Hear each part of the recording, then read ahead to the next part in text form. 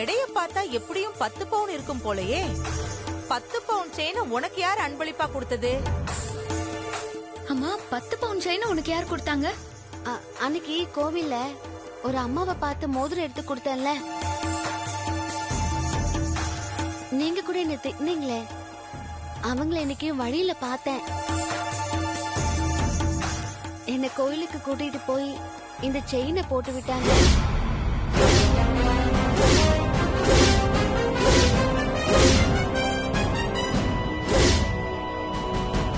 எனக்கு எதுக்கு தங்க செயின்னு தான் உங்ககிட்ட கொண்டு வந்து கொடுத்துட்டேன்.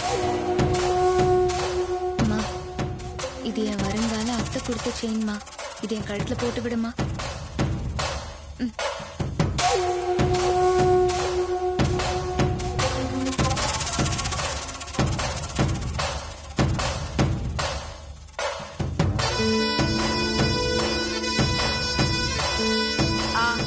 சரி சரி, இந்த செயினை பத்தி யார்கிட்டயும் எதுவும் சொல்லிக்காத, சரியா? உள்ள போய் வேலையை பாரு போ. வீட்டுல நிறைய வேலை இருக்கு, போ போ. நல்லா இருக்குல்ல? சரி நானே போட்டுக்கிறேன்.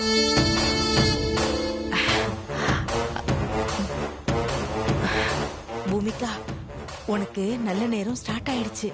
கல்பனா அம்மா நமக்கு வெள்ளி குங்கும சிமிழ் கொடுத்தாங்க. கௌதம் உனக்கு மோதிரம் போட்டு விட்டாரு.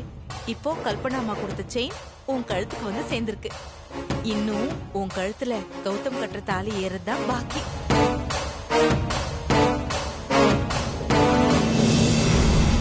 அம்மா, நம்ம சென்னையில எந்த ஏரியாக்குமா போறோம்? இனிமே தாமா முடிவு எடுக்கணும். டே சிவா, என்னடா கொஞ்சம் கூட பொறுப்பு இல்லாம இப்படி தெரியற? என்ன பொறுப்பு இல்ல? நம்ம வீட்ல என்ன நடக்குது ஏது நடக்குதுன்னு ஏதாவது தெரியுமா? எல்லா வேலையும் நானே பாத்துட்டு இருக்கேன். மா, இப்ப என்ன சொல்ல வர? சொல்ல வந்தத டைரக்டா சொல்லு. ஒண்ணும் இல்லடா, எனக்கு சென்னையில நல்ல வேலை கிடைச்சிருக்கு. அதனால நாம சென்னைக்கு ஷிஃப்ட் ஆயிடலாம்னு இருக்கேன். எனக்கு வேலை தரேன்னு சொன்ன இடத்துல நான் இப்போ சம்பாதிக்கிறத விட 4 மடங்கு அதிக சம்பளம் தரேன்னு சொல்றாங்க. நம்ம சென்னைக்கு போனா உன்னையும் ஸ்ரேயாவையும் ஒரு நல்ல காலேஜ்ல சேர்த்து படிக்க வைக்கலாம். ஒரு நல்ல வீடு எடுத்து சென்னையிலேயே நல்ல வசதியா இருக்கலாம். நீ என்னடா சொல்ற?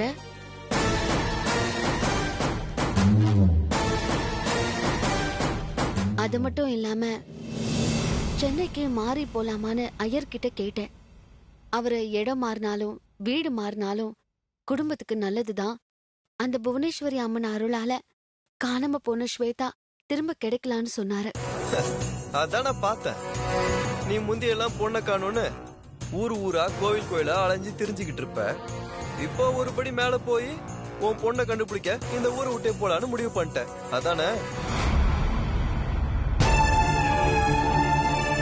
அப்ப நீ சென்னைக்கு போலாம், நல்ல காலேஜ்ல படிக்கலாம், வசதியா இருக்கலாம்னு சொன்னதெல்லாம் சும்மா இல்ல? ஏய் இல்லடா, நான் சொன்னது எல்லாமே உண்மைதான். நம்ம எல்லாரையும் சேர்த்துதான் சென்னைக்கு போலான்னு சொன்னேன். பணம் சம்பாதிக்கிறதோட சேர்த்து காணாம போன உன் அக்கா கிடைச்சா சந்தோஷம் தானடா. சரி, சென்னையில உனக்கு என்ன வேலை கிடைச்சிருக்கு? அதுவா, சென்னையில ஸ்பௌஸ்டிக் சென்டர்ல ஒரு பெரிய பணக்கார வீட்டு மன வளர்ச்சி குறைவான பையன் ட்ரீட்மெண்ட் எடுத்துட்டு இருக்காரு. அந்த பையனுக்கு கூடிய சீக்கிரம் கல்யாணம் பண்ண போறாங்களாம். அதுக்குள்ள அந்த பையனை குணப்படுத்தணும். நான் கூட ஒரு போட்டோ காட்டினல, அந்த பையன்தான். அவனை கேர்டேக் பண்ணி குணப்படுத்துற வேலை கிடைச்சிருக்கு. சூப்பர்மா. காணாம பொண்ணு மேல அக்கறை எடுத்துப்ப. முகமே தெரியாத யாரோ ஒருத்தரை குணப்படுத்துறன்னு அக்கறை எடுத்துக்கிற.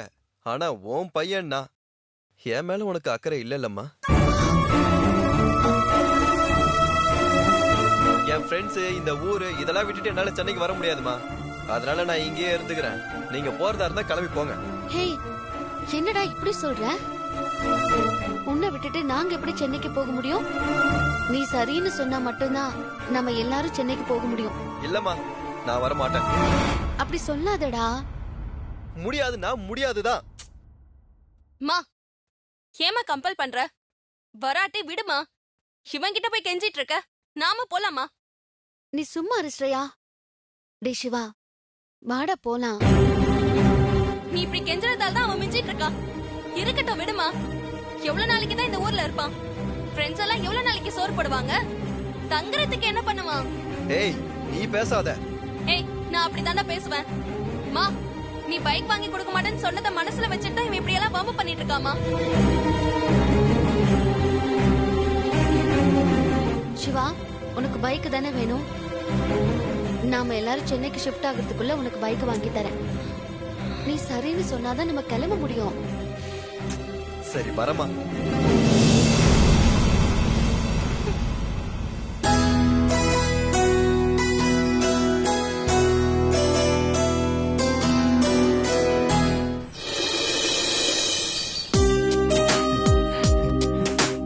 மகாலட்சுமி என்கிட்ட பேசிட்டா. மகாலட்சுமி என்கிட்ட பேசிட்டா.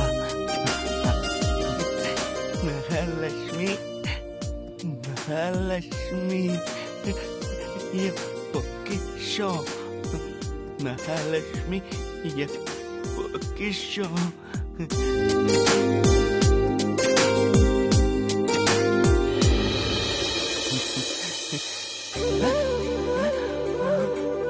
மகாலட்சுமி மகாலட்சுமி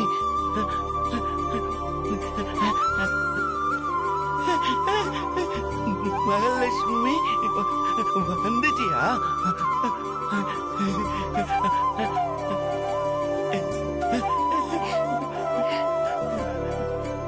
உண்மையாவே மகாலட்சுமி தான். மகாலட்சுமி என்ன உனக்கு ரொம்ப பிடிக்குமா? ஆமா, உங்களை ரொம்ப பிடிக்கும். எவ்வளவு பிடிக்கும்? இவ்வளவு பிடிக்குமா? இவ்வளவு பிடிக்குமா? இவ்வளவு பிடிக்குமா? உங்க கைய மேல வானத்தை பார்த்து காட்டுங்க. இவ்வளவு பிடிக்குமா? அவ்வளவு பிடிக்கும். என்ன வான அளவுக்கு உனக்கு பிடிக்குமா? Mahalakshmi I love you, Mahalakshmi. நானும் தான். அப்ப நீயும் என்ன லவ் பண்றியா? நான் அப்போ இப்படி சொல்லட்டுமா? இது இது மனித காதல் அல்ல, தெய்வீக காதல். தெய்வீக காதல். ஐயோ, மகாலட்சுமி யாரோ கொண்டு போக போறாங்க. யாராவது மகாலட்சுமியை பார்த்தா கடத்தி கொண்டு போயிடுவாங்க. மகாலட்சுமி நீ நீ இங்கே இரு. நான் போய் யாருன்னு பாக்குறேன்.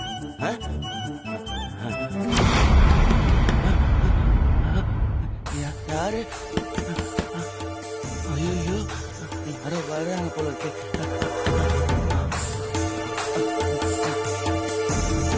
யாரு? யாரு?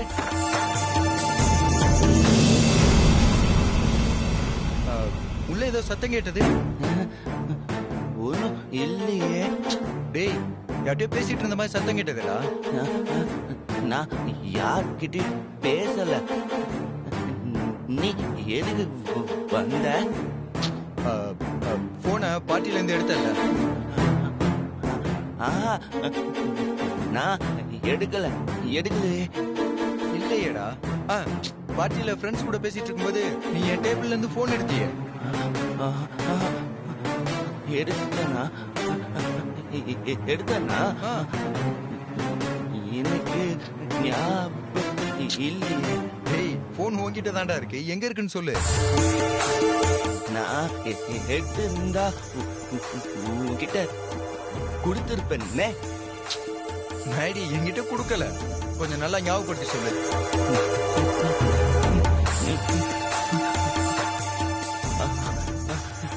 நான் எடுத்தேன். ஆனா உன்கிட்ட திருப்பி கொடுத்துட்டேன். மத்தபடி போனை பத்தி எனக்கு தெரியாது. எனக்கு தூக்கம் வருது, நான் தூங்குறேன். நீ போ. மேடி, நான் சொல்றதை கேளு. தூங்க போறேன். நீ தான் போன் எடுத்த. மேடி மேடி மேடி மேடி மேடி.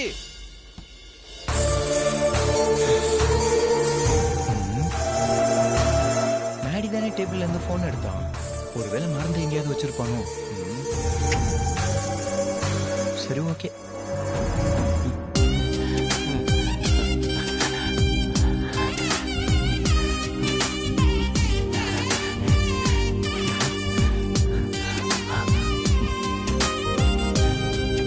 மகாலட்சுமி,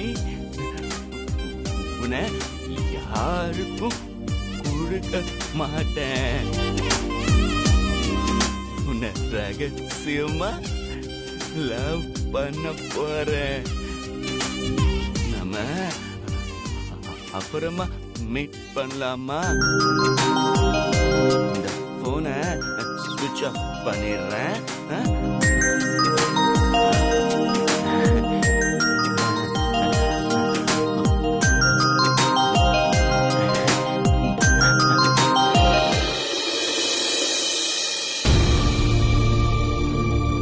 ஏய் ஸ்ருதி, நான் உன்கிட்ட ஒன்னு கேட்கலாமா? என்ன கேளு. இல்ல, நீ நம்ம காலேஜ் ஃபர்ஸ்ட் இயர் படிக்கும் போதே நான் கௌதம லவ் பண்றேன், கௌதம தான் சீக்கிரமா மேரேஜ் பண்ணிக்க போறேன்னு சொன்னேன். ஆனா இப்ப நம்ம மாஸ்டர் டிகிரியே முடிச்சிட்டோம். ஆனா இன்னும் மேரேஜ் முடியல. ஏன், வீட்ல ஏதாவது ப்ராப்ளமா என்ன? ஆமா, கௌதமோட அண்ணன் ஒருத்தர் இருக்காரு. அவரு மென்டலி ரிட்டார்டட் பர்சன். அவருக்கு மேரேஜ் பண்ணி வைக்க ட்ரை பண்றாங்க. ஆனா அது நடக்க மாட்டேங்குது. அண்ணனுக்கு மேரேஜ் ஆனதுக்கு அப்புறம் தான் தம்பிக்கு மேரேஜ் பண்ண முடியுமா. அதனால எங்க மேரேஜும் தள்ளி போயிட்டே இருக்கு. நீ இப்படி சொல்ற, ஆனா நடக்கிறதெல்லாம் பார்த்தா அப்படி ஒண்ணும் தெரியலையே. என்ன சொல்ற? நீ லவ் பண்ற மரப்பையன் கௌதம் யாரோ ஒரு பொண்ணு கூட சேர்ந்து அடிக்கடி ஒன்னா ஊர் சுத்துறாரு. என்னடி சொல்ற? நேத்து கூட கௌதம் அந்த பொண்ணுக்காக ஹோட்டல்ல ஒரு பார்ட்டி அரேஞ்ச் பண்ணிருக்காரு. அந்த பார்ட்டில அந்த பொண்ணு கையில கௌதம் ரிங்கு போட்டு விட்டுருக்காரு, தெரியுமா? ஆமா, அத நாங்களும் பார்த்தோம். என்னடி சொல்ற? ஏன் கௌதம் மாமாவை பத்தி எனக்கு நல்லாவே தெரியும். அவரு நீங்க சொல்ற மாதிரி ஆளெல்லாம் கிடையாது. கௌதம் என்ன தவிர வேற யாரையும் லவ் பண்ண மாட்டாரு. லவ் பண்ணவும் கூடாது. நீ இப்படி சொல்லுவேன்னு எங்களுக்கு நல்லாவே தெரியும். கௌதம் அந்த பொண்ணுக்கு மோதிரம் போடும்போது அதை நாங்க மொபைல்ல போட்டோ எடுத்திருக்கோம். இத பாரு.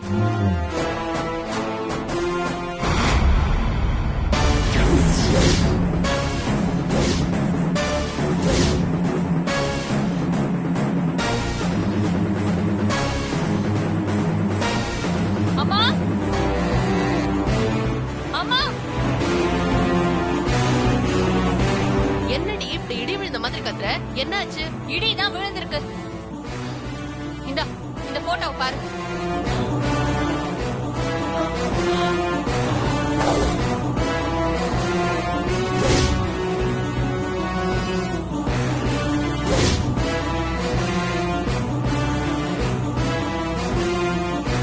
என்ன கௌதம் ஒரு பொண்ணுக்கு மோதிரம் போட்டு விடுறாரு? யார் அந்த பொண்ணு? கௌதம் ஃப்ரெண்டு போல அங்கிள். அந்த பொண்ணு கூட தான் கௌதம் அடிக்கடி ஊர் சுத்துறாரு. அப்பா ஏதாவது பண்ணுங்கப்பா, எனக்கு கௌதம் வேணும். இந்த பாருங்க, இந்த மாதிரி ஏதாவது ஒண்ணு நடக்கும் தெரிஞ்சுதா நான் கௌதம் ஸ்ருதி கல்யாணத்தை முடிச்சிடலாம்னு சொன்னேன். அதுக்கு சம்பந்தி மாதவனை காரணம் காட்டி முடியாதுன்னு சொல்லிட்டாங்க. இனிமே பொறுத்துக்க முடியாதுங்க. நாம உடனே ஏதாவது பண்ணணும். கௌதம் ஸ்ருதிக்கு நாம உடனே கல்யாணம் பண்ணலனாலும் பரவாயில்ல, நிச்சயத்தையாவது முடிச்சிருவோம். ஸ்ருதி, நீ கவலைப்படாதம்மா. அப்பா சம்மந்தி வீட்டுக்கு உடனே போய் பேசி நல்ல முடிவா நான் எடுத்துட்டு வரேன்.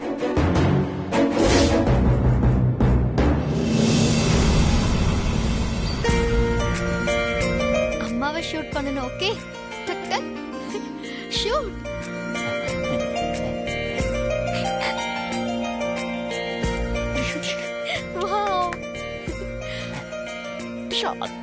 மாதவா படிச்சிட்டு இருக்கல்ல, ஷூட் பண்ணணும். ஏய் அவன் சும்மா இருக்கா, நீ தூண்டி விட்டுட்டே இருக்க. அதனமா விளையாடுறோம். என்ன? வாங்க வாங்க ராகினி, உன் அப்பா அம்மா வந்திருக்காங்க பாரு. வாங்க அங்கிள், சம்பந்தி உட்காருங்க. நிக்கிறீங்களே, உட்காருங்க. சம்பந்தி உட்காருங்க, உட்காருங்க.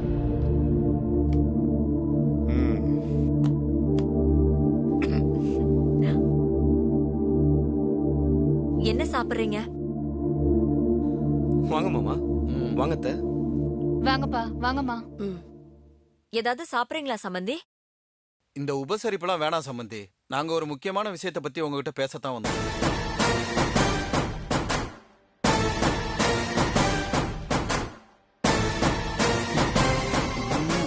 என்ன சம்பந்தி, என்ன விஷயம்? கௌதம் மாப்பிள்ள பார்ட்டி வச்சிருக்காரு. ஆமா எனக்கு தெரியுமே, அவன் ஃப்ரெண்ட்ஸுங்களுக்குலாம் பார்ட்டி கொடுக்க போறதா சொன்னானே. பார்ட்டி கொடுக்க போறதுதான் உங்களுக்கு தெரியும் சம்பந்தி. ஆனா பார்ட்டில என்ன நடந்துச்சுன்னு உங்களுக்கு தெரியுமா? என்ன நடந்துச்சு? கௌதம் மாப்பிள்ள பார்ட்டில ஒரு பொண்ணுக்கு மோதிரம் போட்டிருக்காரு.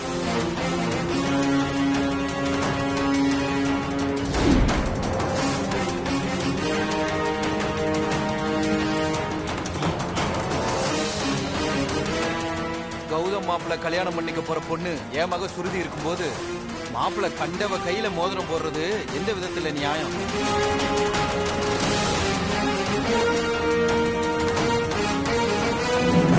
இல்ல சம்பந்தி, நீங்க ஏதோ தப்பா புரிஞ்சுக்கிட்டு பேசுறீங்க.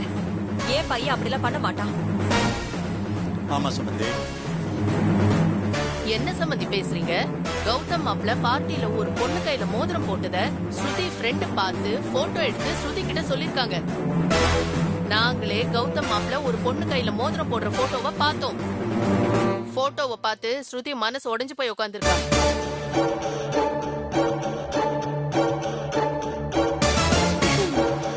நடக்கிறதெல்லாம் பார்த்தா எனக்கு சரியா படல சம்பந்தி. கௌதம் மாப்பிள்ள ஏதோ தப்பான வழியில போற மாதிரி தெரியுது.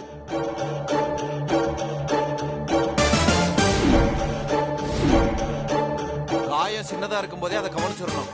அப்படி இல்லைன்னா அது வளர்ந்து உசிரையே எடுத்துரும். மாதவ மாப்பிள்ளைக்கு அப்புறம் கௌதம் மாப்பிள்ளைக்கு கல்யாணம் பண்ணணும்ன்ற பேச்சை நிறுத்திட்டு உடனே கௌதமுக்கும் சுருதிக்கும் கல்யாணம் பண்ற வழிய பாருங்க. முடியாது சம்பந்தி.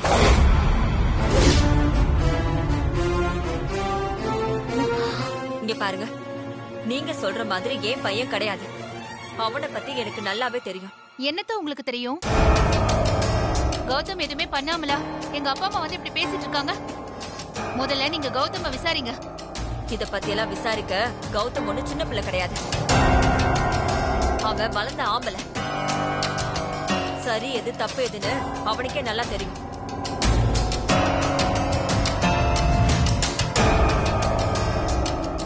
இத பாருங்க சம்பந்தி, ஃப்ரெண்ட்ஸ கூப்பிட்டு பார்ட்டி வைக்கிறது, கிஃப்ட் கொடுக்கறதெல்லாம் எலைட் கல்ச்சர்ல ரொம்ப சகஜமான விஷயம். கௌதம் ஒன்னும் தனியா அந்த பொண்ணை கூப்பிட்டு மோதிரம் போடலையே. எல்லா ஃப்ரெண்ட்ஸும் கூட இருக்கும்போது தானே போட்டிருக்கான். அதுல என்ன தப்பு இருக்கு? நீங்க சொல்ற எக்ஸ்பிளனேஷனை எங்களால ஏத்துக்க முடியல அத்தை. சரிங்க அத்தை, கௌதம்க்கும் ஸ்ருதிக்கும் உடனே கல்யாணம் பண்ணலனாலும் பரவாயில்ல, நிச்சயமாவது பண்ணிடலாமே. இத பாரு ராகினி, நிச்சயங்கிறது மனசார சந்தோஷமா ரெண்டு குடும்பமும் சேர்ந்து பண்ண வேண்டிய விஷயம். அத இந்த மாதிரி சந்தேகத்துக்கு தீனி போடுற மாதிரி ஷூரிட்டிக்காக எல்லாம் பண்ணக்கூடாது. சுத்தம். அப்ப என் பொண்ணுக்கு கல்யாணம் நடந்த மாதிரிதான். சமந்தி, நீங்க கற்பனையில கட்டுற கோட்டையில என்னைக்கும் யாரும் வாழ முடியாது. அத முதல்ல நீங்க புரிஞ்சுக்கோங்க. நீங்க எங்கேயோ கோவில்ல பார்த்த முகம் தெரியாத பொண்ண எப்ப தேடி கண்டுபிடிச்சு அவளை மாதவனுக்கு கல்யாணம் பண்ணி வச்சு அதுக்கப்புறம் கௌதம்க்கும் ஸ்ருதிக்கும் நிச்சயம் பண்ணி அவங்களுக்கு கல்யாணம் பண்றதுக்குள்ள என் பொண்ணுக்கு 60 வயசு ஆயிடும்.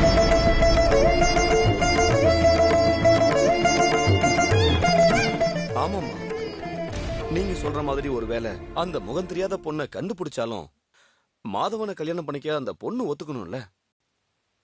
ஏன் ஒத்துக்க மாட்டா? என்னம்மா நீங்க தெரியாத மாதிரி பேசுறீங்க? மாதவன மாதிரி ஒரு லூசு பையனை கல்யாணம் பண்ணிக்க தெளிவா இருக்கிற எந்த பொண்ணு ஒத்துக்கும்?